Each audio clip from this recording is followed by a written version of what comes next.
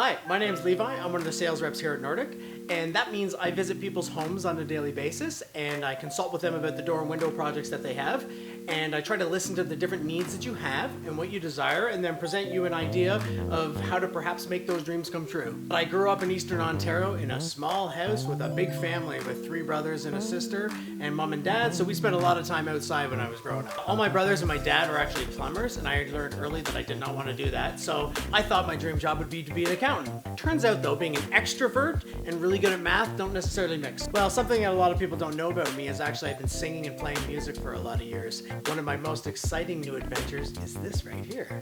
This here is called a guitarlele. It's half guitar and half ukulele. My wife got it for me for my birthday and I completely love it. And it sounds like this.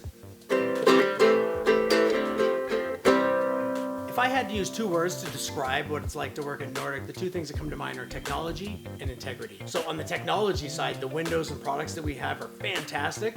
Everything we do is with honesty and transparency. So we work really hard together as a team to help each other. It's not about who's winning, but we all want to win together. And because I came from a big family, I love the idea of us all working together like that.